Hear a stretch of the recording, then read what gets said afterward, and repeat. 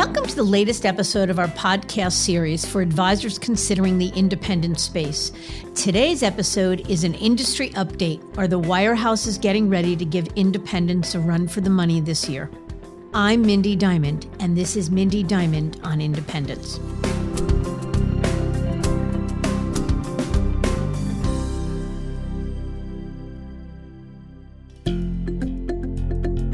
This podcast is available on our website, diamond-consultants.com, and on advisorhub.com, as well as Apple Podcasts and other major podcast platforms. And if you're listening to this series on the Apple Podcast app, be sure to leave a star rating and review. It serves as a guide to us, as well as your colleagues in the wealth management industry who may be searching for valuable content to tune into.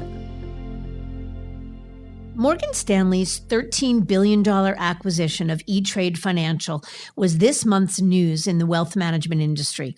And while I'm not here to comment on whether it's a good deal or not, I do want to share what I think is more important to the advisor community at large, and that is the message it sends and the intent that it signals. Let me start by taking a step back to something I explored in an article I published last week.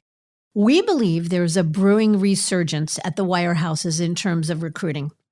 For some time now, wirehouses have largely been persona non grata amongst a large swath of advisors.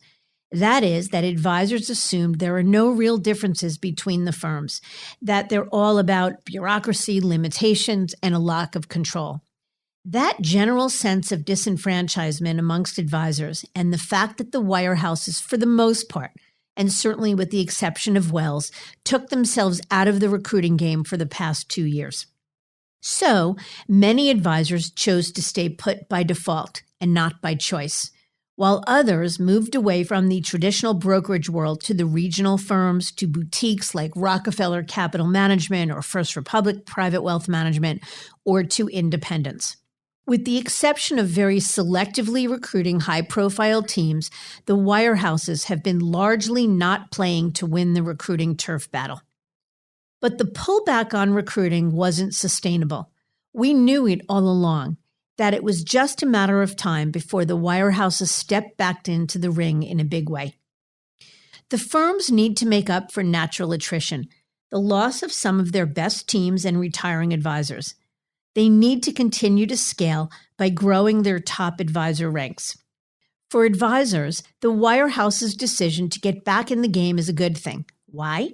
Because everyone wins when there is choice, and because many teams just don't want independence. They feel they and their clients are better served at a big firm. It's an environment they're accustomed to with an all under one roof access to anything and everything a client needs from a wealth management perspective. So what are the signals that the firms are sending that's indicating their renewed interest in recruiting? Let's take UBS, for example. It was reported that in recent months, UBS executives and managers have recommitted themselves to support the U.S. wealth business. And the firm has demonstrated that commitment with last month's hiring of a team of career Merrill advisors in Charlotte, North Carolina, who were producing about $16 million in revenue last year. And just a few days ago, UBS snagged a $6 billion team from Goldman Sachs in Boston, a team that was touted as one of the largest in the country under the age of 50. Morgan Stanley has also revved up recruiting bonuses in recent months and named veteran complex manager Ben Firestein to a new position as head of national recruiting. And Morgan just recruited a team generating $5.4 million in revenue with some $780 million in assets, and the firm reports that their pipeline is chock full of top advisor talent.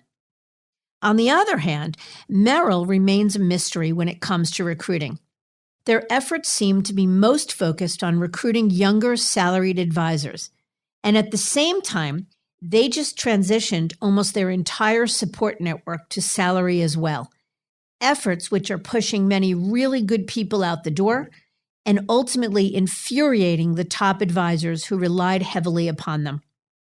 Going back to Morgan, we think they've made the strongest statement of intent yet by their acquisition of E*TRADE Financial. Many feel that this move was in direct response to Merrill Edge, or Merrill's online brokerage platform. It represents Merrill's fastest growing business segment and fertile ground for recruiting young FAs and clients. The E-Trade deal positions Morgan favorably from many angles. First off, it makes Morgan a $3 trillion firm. It gives them access to state-of-the-art digital banking capabilities, and the addition of the E-Trade platform gives advisors a way to connect with younger clients via a self-directed option. But mostly from where I sit, it says that Morgan is all in on wealth management, with its global wealth management business going from contributing 51% of the firm's bottom line to a whopping 57%. For the most part, advisors are responding enthusiastically. As one multi-million-dollar advisor told me, I have at least 4 to 5 multi-generational clients now who have wealth management, stock plan business, and self-directed needs. I don't feel that having a self-directed option will cannibalize my business in any way. I think instead it's about giving clients what they want and need. From where I sit, this acquisition could be the biggest differentiator amongst the big firms and exactly what Morgan has been in search of for a long time. The acquisition of E-Trade gives Morgan a real leg up in the recruiting wars, a legit alternative to Merrill, UBS, and Wells. See, that's the thing. For the longest time, advisors were leaving the wirehouse world because the firms all felt the same to them, virtually interchangeable. So if you were frustrated with Merrill, you presumed it was more of the same elsewhere. But this deal says that Morgan is different. It says that wealth management is more important because it's a wealth management firm that owns a bank and not the other way around. And that is a very important distinction. And E-Trade stock plan clients and those clients that graduate from the self-directed option have the potential of serving as a referral source to advisors. But here's the deal.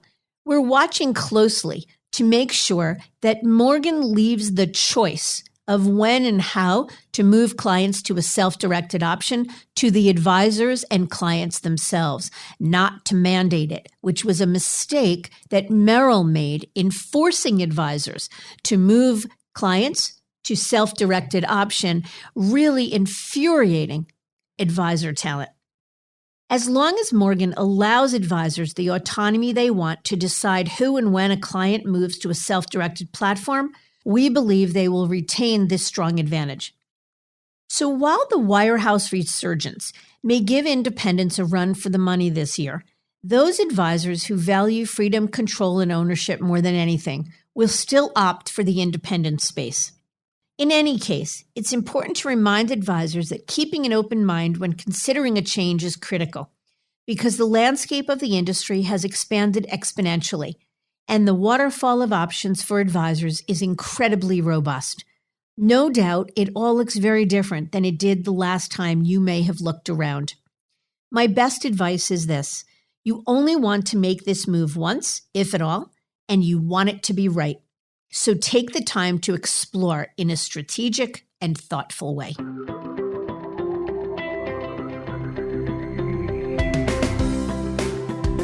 Thank you for listening to this industry update. I look forward to sharing more with you in the coming weeks, as well as welcoming our roster of very exciting thought leaders to the show. I encourage you to visit our website, diamond-consultants.com, and click on the Tools and Resources link for more valuable content. You'll also find a link to subscribe for regular updates to this series. And if you're not a recipient of our weekly email, Perspectives for Advisors, click on the blog link to browse recent articles.